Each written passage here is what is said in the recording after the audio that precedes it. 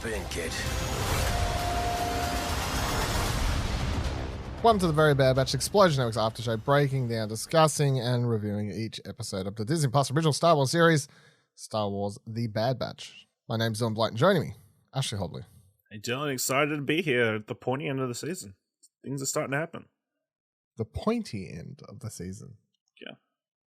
Does that mean, is it pointy because it's hurting? Potentially. Oh, okay. I was like, what's the point? We got Isn't two episodes pointy left. end of the season? That's like a common thing. Like, I don't know. I can't say I've ever heard that before. might be a sports reference. I also said sanger at work the other day, and no one knew what I was talking about. You want to have a sanger? You know what a sanger is, right? Like a sausage sandwich. Yeah. Yeah. Come on. Well, you grab a sanger, mate. Fucking not. These fake Australians, I tell you. We're talking about Star Wars, though.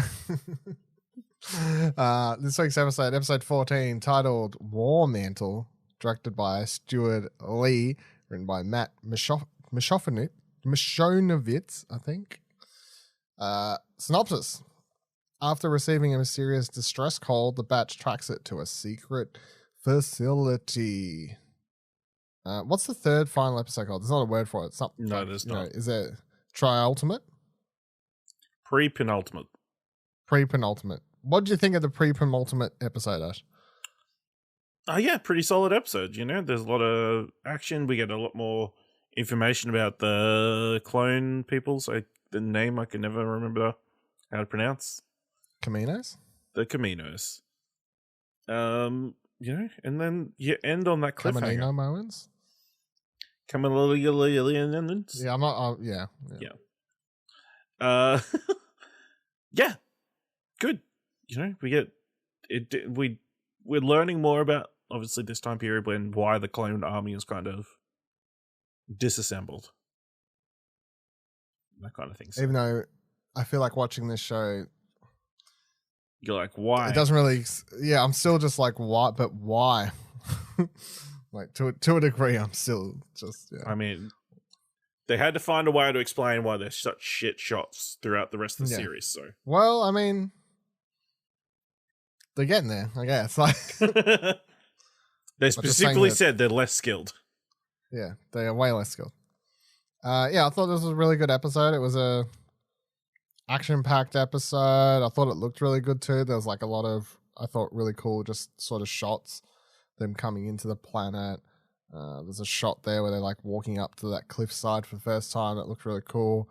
The whole flying sequence at the end of the episode I thought was like animated really well and looked like quite, had a few intense moments, flying right to the ground and pulling up, and the shooting at the back and everything. Like it had like that cinematic, I guess, quality to the action there at the end. Even just them standing on the side of the tunnel, a la fucking The Fugitive, Harrison Ford about to jump off that. You probably haven't seen The Fugitive, so you don't get the reference. I've seen that scene. I'm sure people out there who are older than you. No, wait, you should be old enough. What am I saying? Would have got that. I saw Millhouse do a parody of that scene. Yes. Everyone knows what Sam talking about. It's been parodied in like a million things, but yes, from The Fugitive. That's anytime that I see a tunnel like that in anything. A round tunnel. Well, if someone's standing at the end of it and they can't like get out, like there's no ladder or anything, I know there wasn't like a waterfall, but it still just reminded me of the same scene. Yeah. The other really cool thing with this episode, Gregor. So a character that you wouldn't know. No. Because, so Gregor was in the Clone Wars. I will say he sounded distinct enough that I figured he was somebody who'd shown up before somewhere. Yeah.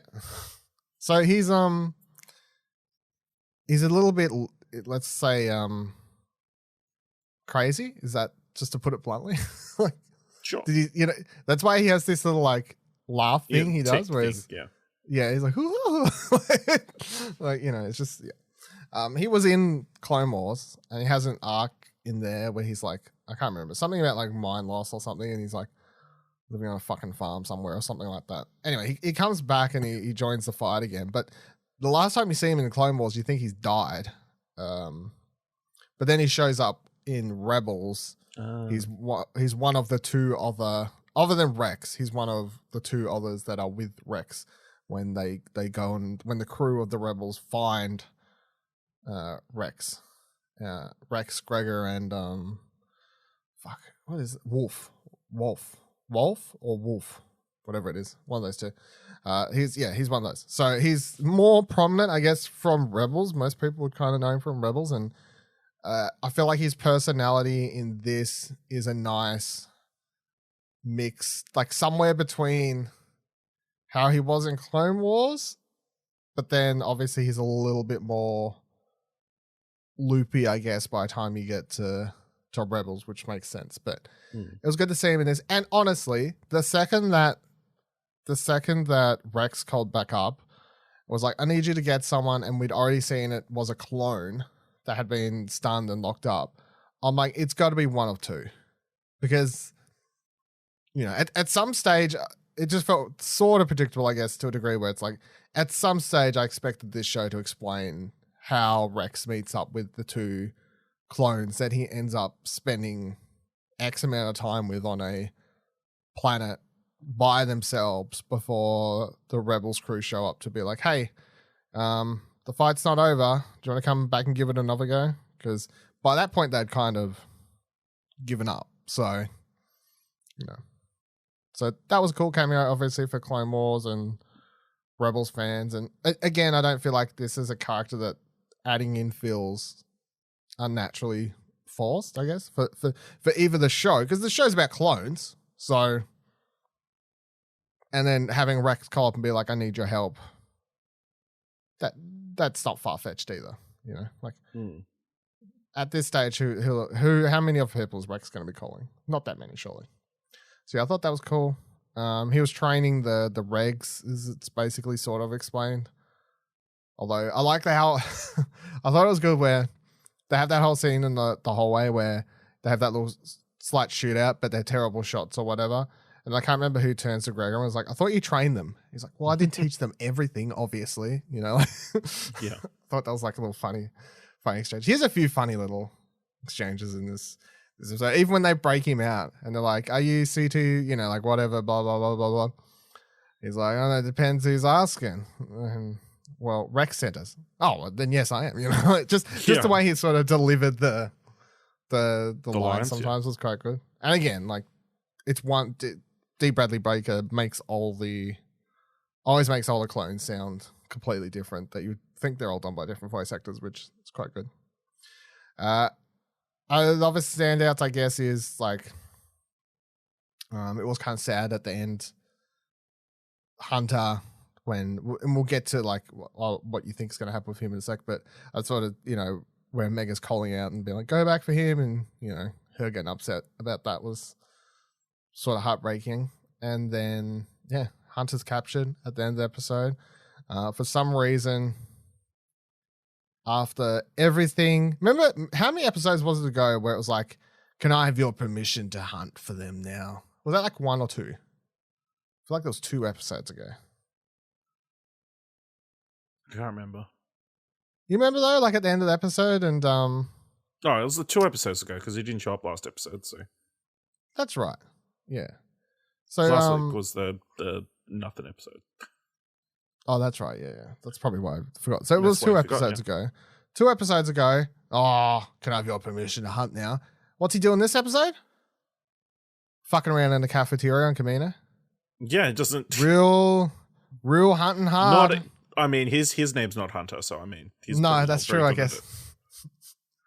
But it just, I was like, they had such a big finale, like, oh, I'm gonna hunt now. Next time he shows up in the show, not even looking, just fucking chilling out on a completely different planet. And then when he shows up, when he comes across one of them, it's like he didn't chase him down at all. Walks in, knew you'd be here. I was expecting all of yous. Were you? Because you weren't at all looking. One of the Bad Batches literally fallen into your lap, and now you're going to act all like, oh, I was expecting them all. You weren't hunting very well at all. You asked for permission to hunt, and you was failing. So anyway, that was my whole like, I don't know why that weirdly annoyed me, but I was like, just Come on now. You're just terrible at this job. No wonder you know we're going to capture him. You weren't even looking. Didn't know where to start, you know? Step outside. You didn't see the rest of that scene where you can start hunting, but first we need to evacuate everyone out of this base first. Yeah. Contracts. That's the priority. We don't pay politics. We don't want to pay any more rent. Ridiculous. What do you think's happening to Hunter next? What do you think the plan is? Do you reckon they're going to be used as bait? Turn him, or he's going to use him as bait? Just straight up bait? Okay. Yeah. In what way? Like straight up, just here he is, come get him. Like, yeah, pretty much. You know? I hope not. It's so boring. I mean, it's pretty basic, but it's very basic. He's not Hunter, so he's not batch getter. He's Crosshair. Yeah. I need crosshairs. I don't hunt for people. Yeah. Or do very good smart plans. I just shoot people from afar. Yeah, I just shoot really far, good from a distance. Right, yeah. Constantly letting down. Up. Yeah, fucking ridiculous. Yeah. Apparently that's healed quite well, I guess. I don't know. Skin graft. Yeah. Amazing healing technology. Amazing. Yeah, back to water. Don't even know. Probably one of those water machines. Yeah. Maybe, yeah. Maybe. Finn was in, yeah. The other thing, I guess, other than that, is what was happening on Camino. They find out that the scientist, the Empire finds out, that Empire dude, whatever his name is, I forgot. But he finds out that the scientist one was doing all she was tasked to prepare to get everybody set off. Yeah. Which I'm sure he didn't really find out. I'm sure if he's a reasonably smart guy, he would think the Camoans would be trying to escape. You know? Just assume so. Yeah.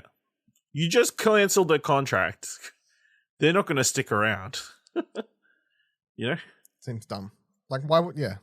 I didn't realize that was such a, scheming against the Empire or whatever. I don't know. No. Dumb. And then the other thing was that they show the young clones. Yeah, I was about to ask, is that something we'd seen before? No, well, they have a thing, I think there's a throwaway line about maybe in Rebels, something like that. I don't know. Maybe it was in one of the books, actually. Somewhere there's a throwaway line about clones being used to train, I guess, much like Gregor was. So maybe they're just literally being shipped off and they will be used as trainers, not actual soldiers or something. Or who knows? Maybe it could be something completely different. They could be experimented on. Have we ever seen clones that young? I assumed that they were raised in a pod until they're fully grown and then dropped out. No, you see me in Attack of the Clones. You do seem that young. Okay, interesting. Yeah. There's because they age fast. They're supposed to age super fast to an age and then slow the fuck down. Okay. For a little bit, but then of course they still age faster than normal people. So, but they're supposed to go from. It's like watching they hit their prime quicker. The hit movie M. Night Shyamalan's Old. You know, the adults on the beach. They're aging, but you don't notice because they're already adults. But the younger ones, you see the changes faster. Much like the clones. Who'd have thought these two things could relate? But here we are, you know? It's all a circle, much like a beach on which they were trapped. Yeah, so the person behind that beach was actually behind the clones, yeah. The Camoans are actually the people behind that beach. Don't know why you spoiled the movie, but it was a Star Wars too. It was actually a Star Wars film. No one realized it. Don't go watch it now. Maybe not more people will watch it now. Yeah, it's actually a secret Star Wars. We'll film. Start that rumor. Yeah, start that rumor. Just put that out there. Any final thoughts for this week's episode? No, I think we covered most. I will say, I don't know what it was about this base. Obviously, huge base set in the side of a mountain. My first thought was, this is going to be Rogue One related. That ship that's flying in that they're looking at, it's got Carrick in it. You know? Ben Reynolds' character. Oh, right. Because they kept looking back at the ship. I'm like, someone's coming out of it. There's got to be somebody important. No. Bait and switch. No, it's not. You Got know, him. it's gotten to the point where you expect people to show up every single week. Well, they did technically, Gregor. So yes, kind of. There was some, like meaningful not big enough for you, but I mean meaningful for most people, for the people who've watched the other shows. So look, I can guarantee when I look, because obviously we're recording this straight after I finish watching, I guarantee if I check tomorrow morning by the time everyone else has had time to watch this episode, the Clone Wars Rebel hardcore fans or whatever you want to call them, Gregor will go over well. You sure? Yeah. Do people won't be upset that they keep bringing it back other characters? Or is he niche enough? No, I reckon Gregor's fun. Okay. As I said, he's a clone, so it's more. I feel like it's more suitable for a show about clones. Surely. Okay. You know what I mean? Though, like he's a clone. The show's about clones. Okay. It's not like It's not like Kanan's. You know, Kanan or Hera or Herrick, yeah. Yeah, anyone showing up? Bit weird. Do you reckon they put so many of them in because they're just concerned that people weren't going to watch Bad Batch? Nah. I mean, nah. There's always, even a bunch in of Rebels. clones.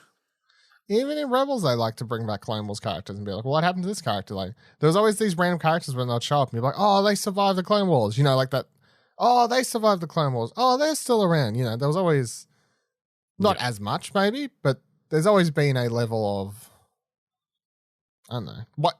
Look, we nearly have this conversation every week, but my main point is I guess it's, as long as the cameo or whatever you want to call it feels and works or whatever, I don't really have that big of a problem with it, because especially if you spent only like a couple seasons with these characters on a different show and they weren't the main character, they were like a random character who probably only has not that much screen time, but you've done the work, which is to build them up to be super likable, and then the show ends. I don't know, like someone like Gregor, it's fine. It's fine. It's not a big enough character that you're like, oh, what a weird cameo. It's just like, oh, good job. All right. Thank you for joining us for another episode of The Very Bad Batch. Please subscribe to Holocron Entries for all of our great Star Wars content. Follow our Twitters by heading to explosionover.com/Twitter. Join our Discord, explosionover.com/Discord. And if you like this episode and you'd like to tell us, head on over to explosionnetwork.com/support to donate as little as $1 via our Ko-fi page. And until next week. Yeah, I'll be honest, my heart kind of broke a little bit when Omega was like, turn around, clone guys. Every now and then I fall apart. You're really proud of that one, aren't you? Yeah, I'm pretty proud of that one. Yeah.